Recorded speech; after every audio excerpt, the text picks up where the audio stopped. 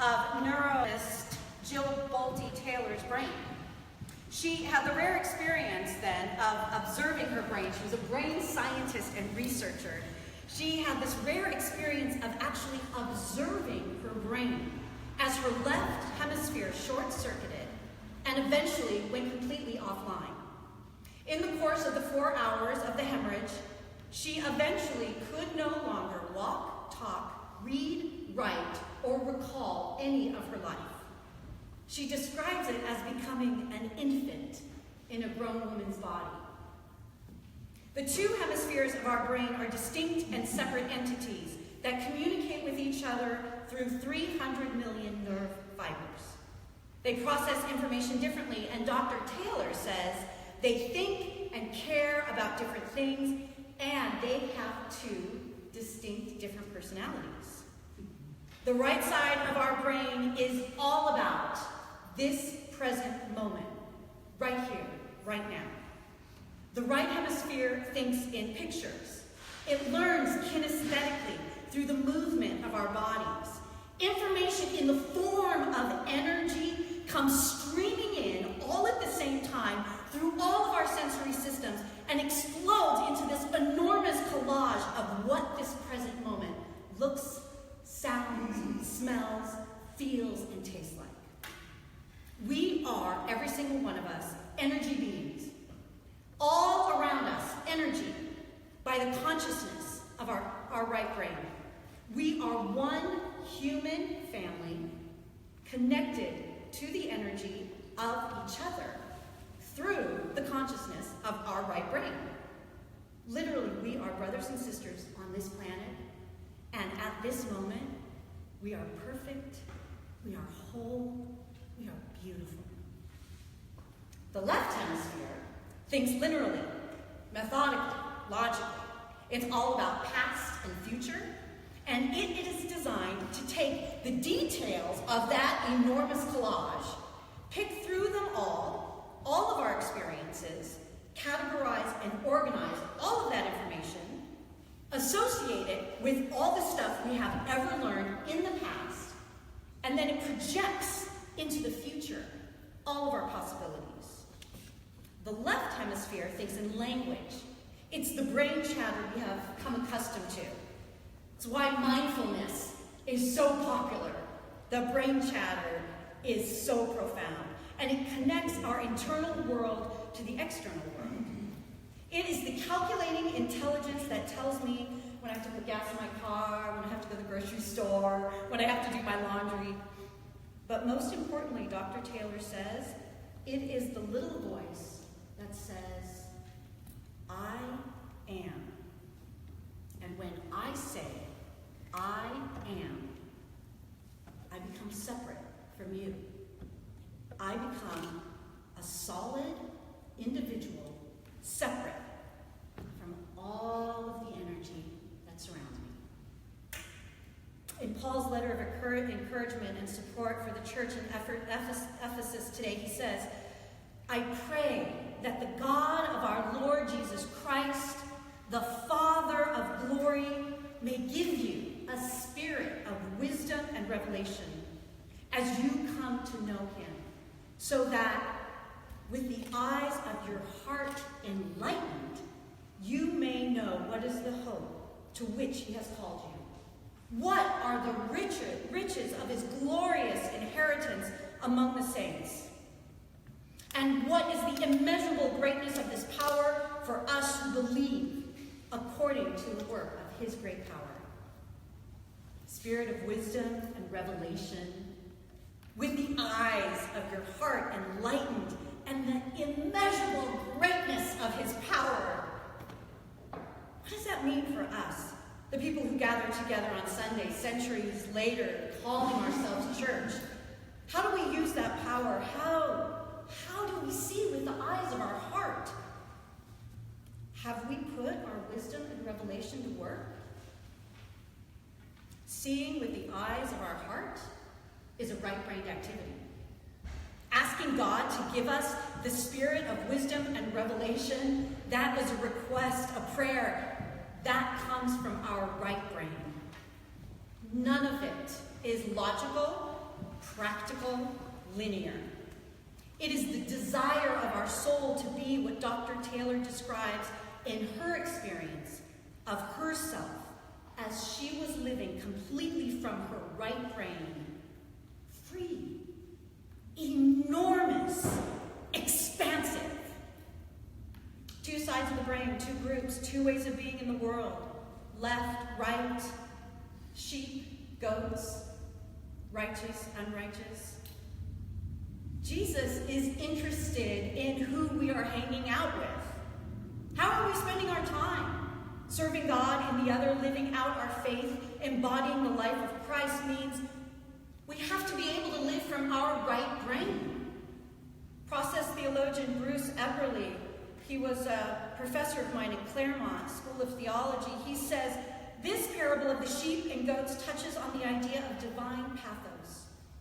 The notion, according to Rabbi Abraham Heschel, that God doesn't just demand blind obedience, but God is moved and affected by what happens in the world and reacts accordingly.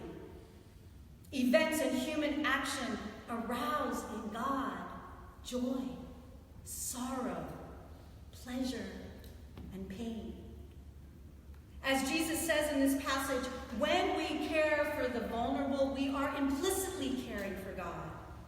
Dr. Eberly says, God feels the pain of the vulnerable and the joy of their restoration to wholeness. Accordingly, we love the Creator by loving the creatures. There is no dichotomy between loving God and loving the world. If we love all things in God, we will love in helpful and healthy ways. This isn't a way of living that we can make sense of using our left brain. That we can come at methodically, linearly, logically. We can't put this idea in alphabetical order and file it away in a nice, neat filing system. This idea of divine pathos, that God responds, is moved to joy, sorrow, pleasure, pain, that God is intimately involved in the details of our lives, it can only be felt and experienced through the consciousness of our right brain. In the gospel reading this morning, Jesus says to the first group, "For I was hungry and you gave me food. I was thirsty and you gave me something to drink. I was a stranger and you welcomed me. I was naked and you gave me clothing. I was sick and you took care of me. I was in prison and you visited me." When did they ask? When? When did we do that for you? The first group, the sheep ask when. And Jesus has to tell them, when you did it for the least of these, you did it for me. And conversely, he accuses the other group of not doing any of these actions. And the second group asks, when? Well, when did we not recognize you?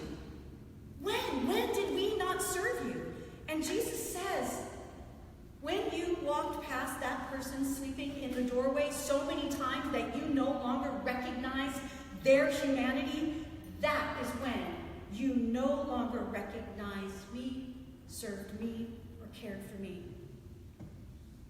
Dr. Eberly goes on to say, there's a lot of judgment for the second group's complacency and lack of concern in this gospel reading.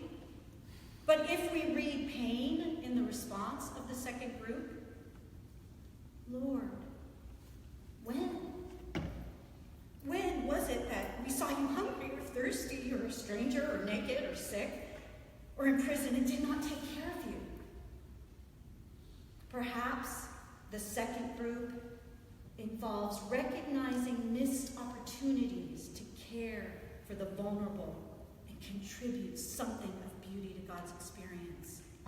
Maybe there will be some redemption from their pain of recognizing those missed opportunities, and there will be restoration of their relationship with God and with the vulnerable. Let's hope so. Because oftentimes, it's us. We need to be redeemed. We need to be awakened to our lack of responsiveness to God, to the vulnerable, in others, and in all areas of our lives. Every moment of every day, we have the choice to profess our faith by action. We can live into the reign of God now, the creative, responsive love that is intimate, gives life to all things, is receptive and responsive. Quoting Dr. Epperly, seeking to bring beauty out of life's imperfection and ambiguity. It took 8 years for Dr. Jill Bolte Taylor to fully recover from that stroke. She lost all of her language, all of her science, all of her math. She had to learn to walk, write, and read. But what she gained was the up-close and personal experience of nirvana, the feeling of the enormity of her spirit, that her soul soared free. She says we can step to the right of our left hemisphere and find peace anytime we want to. It's always there, always a part of us. When we step to the right of our left hemisphere, there is the risk, though, of being aroused out of the complacency with which we see and experience the world, and into a way of being from which we can have a new and transformative experience of God, ourselves, each other, and the world.